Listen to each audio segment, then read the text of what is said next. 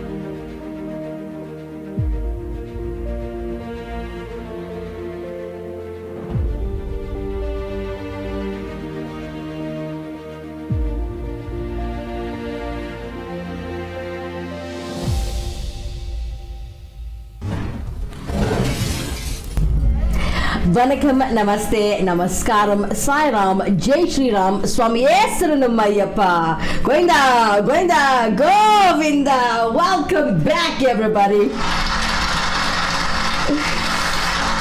Alright. So, for those of you who just joined us, you're all a little late, but it's fine. We love you guys anyway, and you can click on this link and watch the show from the beginning and over again. We've got lots of love coming in on YouTube from Ravi Nagar Naidu greeting us. Namaskaram, Vanakkam, Namaste, Om Sai Ram to you too, sir.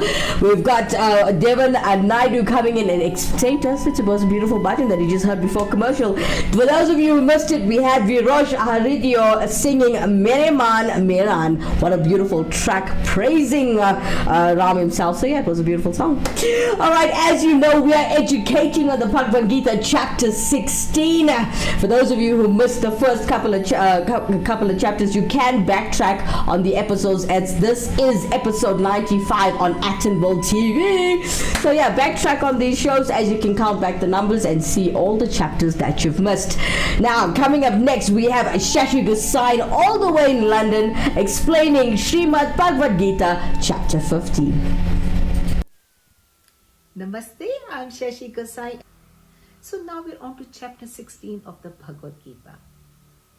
Indian literature is full of stories of battles between Devas, who were the angels, and Asuras, who were the devils. But this metaphorically refers to the state of our minds.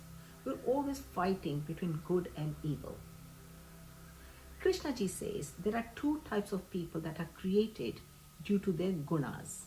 And the first one is the divine, who have qualities that lead to self-realization, and the devilish, who have qualities to avoid as it leads to unhappiness. Sri Krishna ji first gives us a list of 26 divine qualities that we should all cultivate. The first one is fearlessness. Once we realize that the universe is a play of Ishvara's Prakriti, we automatically develop fearlessness. We are fearless of death because we've understood that death applies to the body and not to the self. Harm caused to our property and our relationships, as we recognize that everything is Ishvara's. Second one is purity of mind. Is the absence of any thought to hurt or cheat anyone. Thirdly, steadfastness in knowledge. To remain steadfast in the true knowledge of our own self, the answer to the question of who am I? Next one is charity. This reduces our attachments to objects and guides us through spirituality. Next one is self-control. This is controlling the sense organs that are continually desiring objects. For example, the tongue wants unhealthy foods. Next one is yajna. We should be aware that we owe our daily existence to our parents, teachers, our deities, our environment, our ancestors, our fellow human beings, and to nature. The spirit of yajna is the giving up of our sense of I, our identity, to Ishvara. Number 7 is self-contemplation. It is essential for a true seeker to study sacred texts, for example, Bhagavad Gita. The inspiration should come from within. We should perform introspection daily. Number 8 is penance. Not to waste time and energy at the level of body or mind. For example, giving up watching excessive television, but devote time to spiritualism or charitable work. Number 9 is straightforwardness. Stand by your word and actions. Do not deceive anyone. Number 10 is non-violence. Do not harm or injure anyone through action or speech. Number 11 is truthfulness. Speaking the truth is considered the highest dharma, but truth should also be communicated kindly and gently. Number 12 is absence of anger.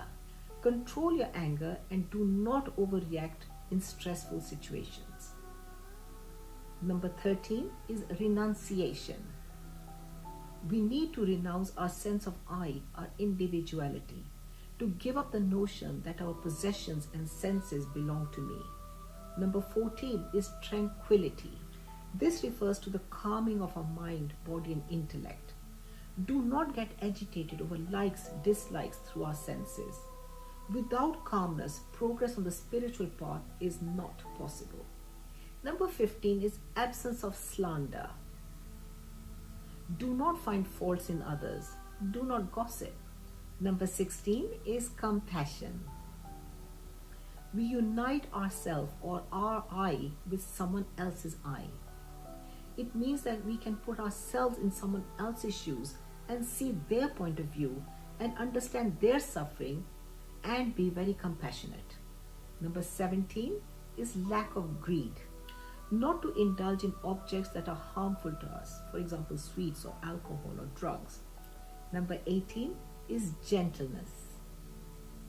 Treat everyone with gentleness, with no harsh words or actions. Number 19, be modest. Be humble, as everything is Ishvara's gift. Number 20 is lack of fickleness. Stay true to ourselves and others. Number 21 is boldness. Keep a target in life and pursue it to your best ability. Number 22 is forgiveness. Learn to forgive someone immediately, as this leads to calmness. Number 23 is fortitude. Courage even through pain and adversities. Number 24 is purity. External cleanliness of your body and surroundings. Internal purity, keeping our mind free of likes and dislikes. Number 25 is the lack of enmity. Do not harbor any hatred or revenge towards anyone. Number 26 is lack of arrogance. Reduce your ego and pride through constant spiritual practice. So Shri Krishna Ji concludes the list of 26 divine attributes. But since none of us are born with these qualities, we have to start consciously looking into forming good habits and learning these teachings, because it will benefit us in the long run. Shri Krishna Ji then gives a list of the qualities of the demons or the asuras. Traditionally, asuras are depicted with these monstrous heads and long teeth. But that's not so. It's any human being who puts sensory objects above all the good qualities that we just mentioned. So Shri Krishna Ji says, demons are the ones who are constantly looking at sensory pleasures, and they have these following qualities. The first one is hypocrisy. They portray themselves to be smarter, wiser, and more accomplished than they really are. Secondly, arrogance. They have ego and selfishness towards the less fortunate. Thirdly, self-conceit. They pride over possessions and insult others who may not have what they have. Fourthly, anger. Physical or mental torment will destabilize the mind. Fifthly, harshness. Physical violence or insulting language. Sixthly, ignorance. Chasing momentary pleasures in this material world without regard to actions and consequences.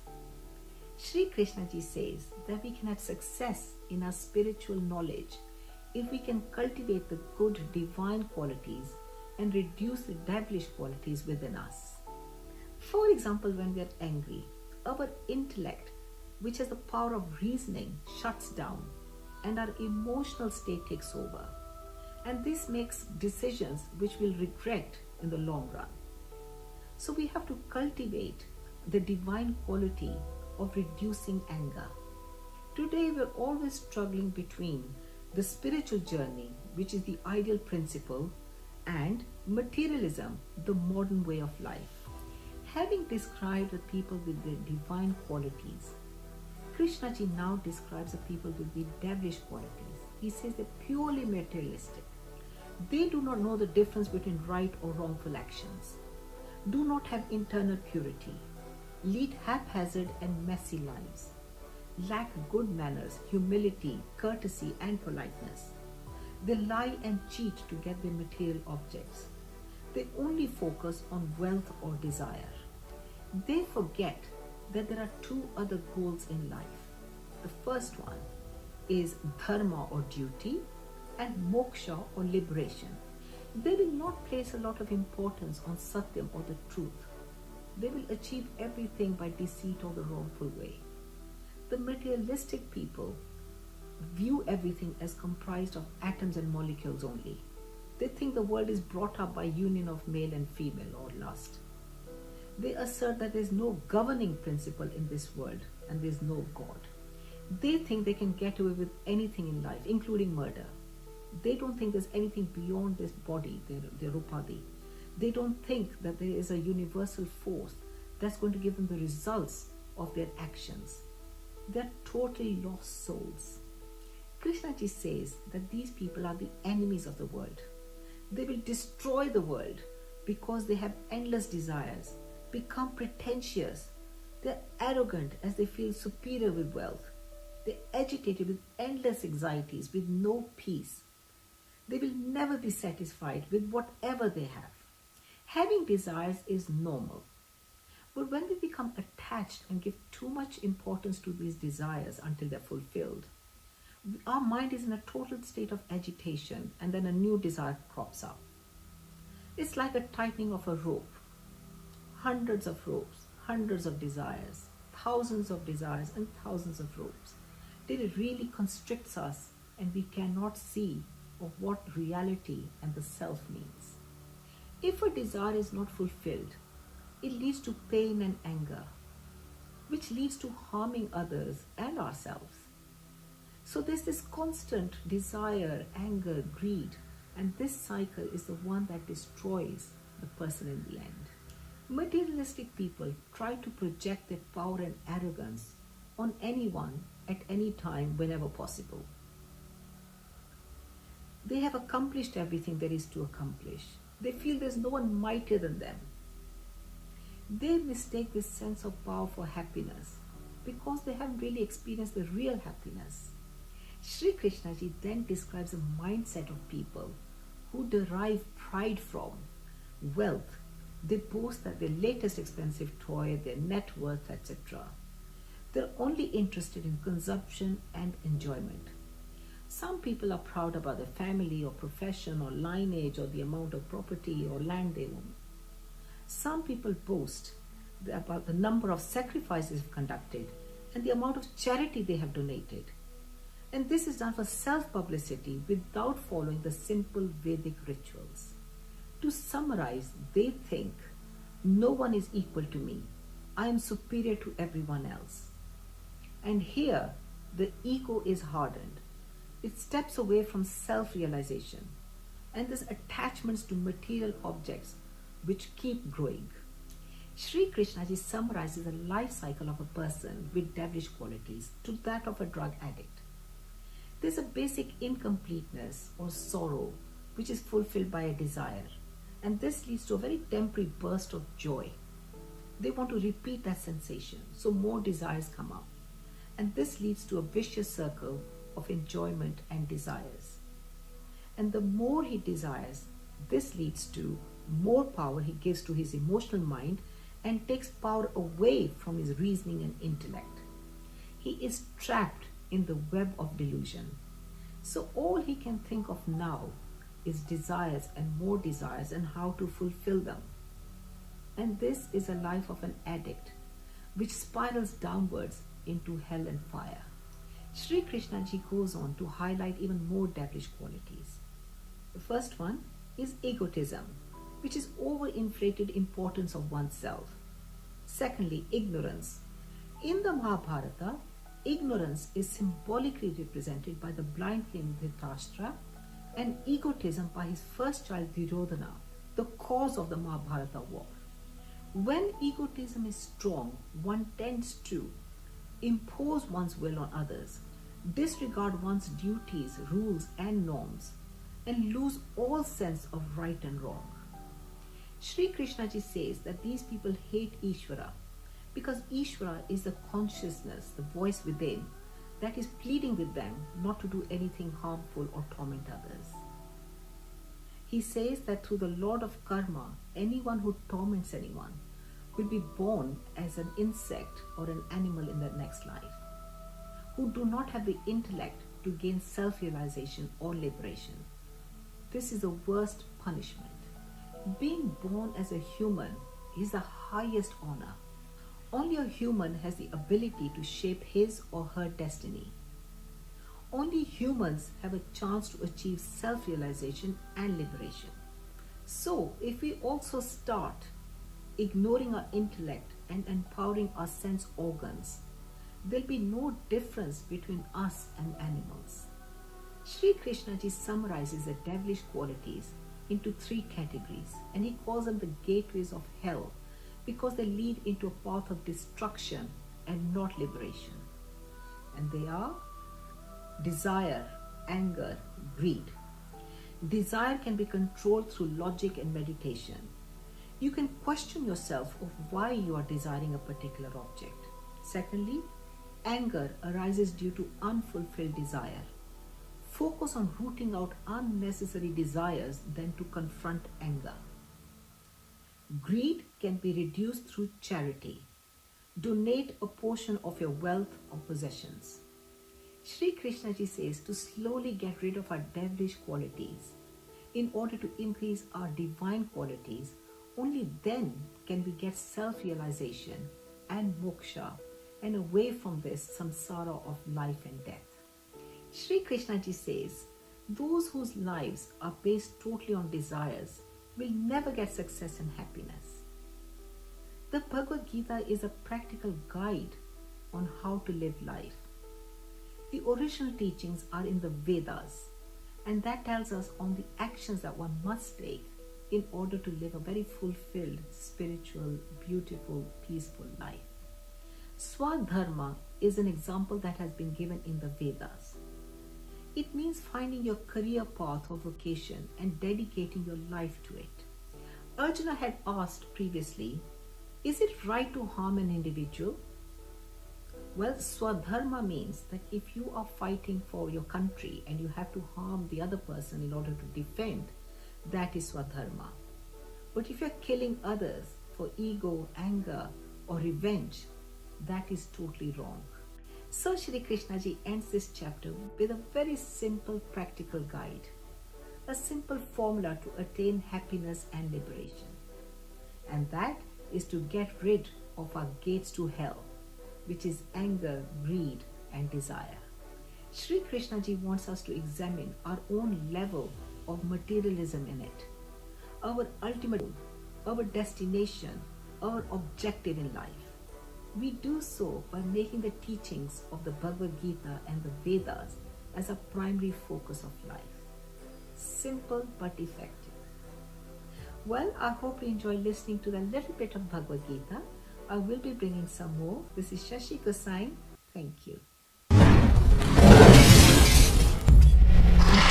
Shashi Gosai, everybody, live on Atonville TV, teaching you about the Bhagavad Gita chapter 16.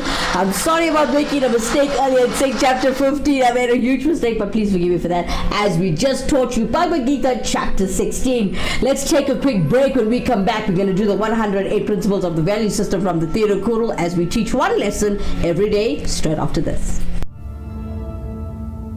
The ultimate accessory. The latest shiny thing, mesmerized, trying to keep up but never getting ahead in an endless cycle of spending. In this world of constant upgrades, do you want a bank that takes your money or a bank that takes your money seriously?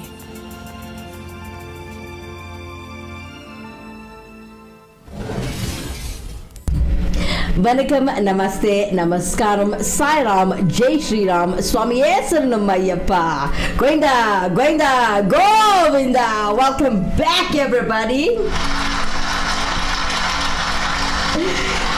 Alright, so as you know, as we come towards the end of the show, we always educate and teach about the 108 principles of the value system from the Tirukkural, and we do one lesson every single day. Today we're looking at number 40.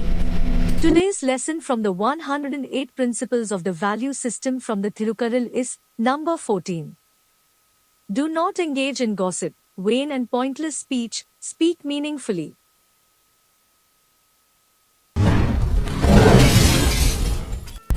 And for those of you who are looking for a guru to perform the following services, we have Guru Indresan, and he's there for you to perform. Well, he's there to help you to perform the Jandagam, also known as the astrological readings or the Panchagam, the Navagrah Shanti, your house prayers, your business prayers, your car prayers, your temple and hall weddings, your ceremonies like your 16 days and your 1 year, your Janda prayer, your auspicious Hawans, and your Kuba Abhishekams. You're welcome to contact Guru Indresan after 6 p.m. on a weekday on 081 325 0115. I'll give it to you again. It's 081 325 0115.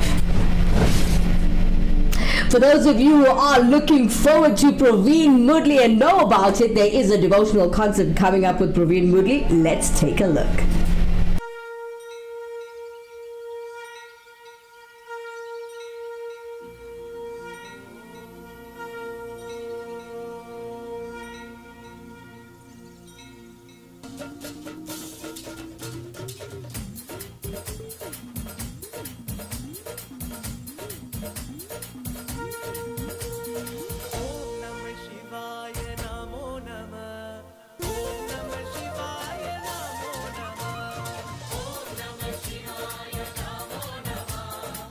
Hi, my name is Dr. Valentino, his mother's favorite DJ. Come join me on the 30th of September at the Service Samaj in Soma Street, Actonville for an amazing show featuring Praveen Mudli and True. Admission totally free. I look forward to seeing you there.